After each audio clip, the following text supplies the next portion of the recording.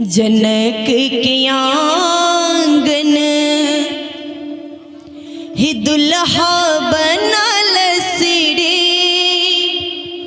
राम है। चलू सखी हिले मिले जनक के आंगन दुल्हा बनल श्री राम है। चलू सखी हिले मिले जनक के आंगन दुल्हा बनल श्री राम है।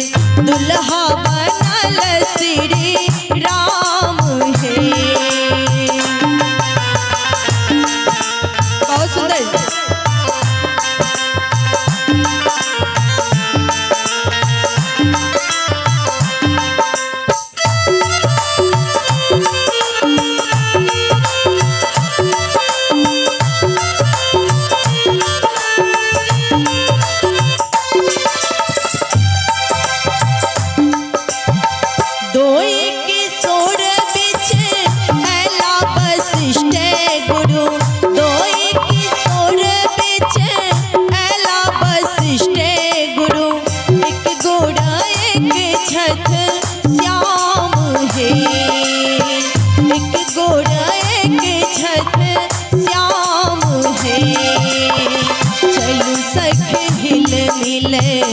जनक के आंगन दुल्हा बनल श्री राम है।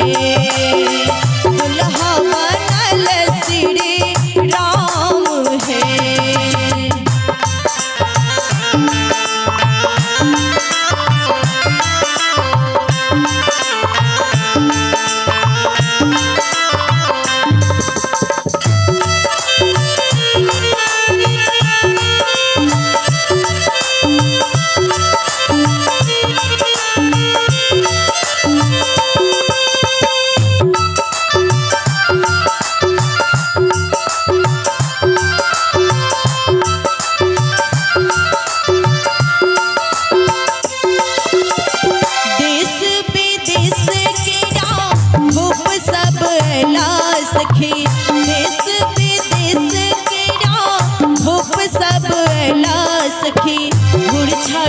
के लाने जे धाम है। गुड़ छाके के लाने जे धाम है। जैसी बधनु से छो वैसी काल टूट गेला रह गेला से आज के मान है। दुल्हा बनल श्री राम है। दुल्हा बनल श्री राम है।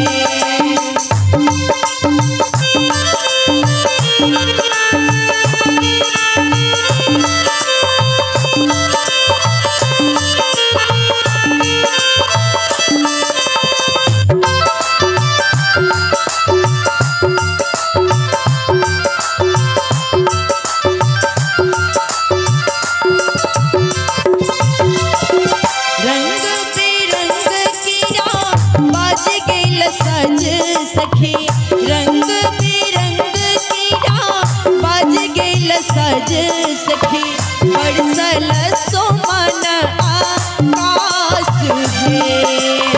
बरसल सोमन आकाश है।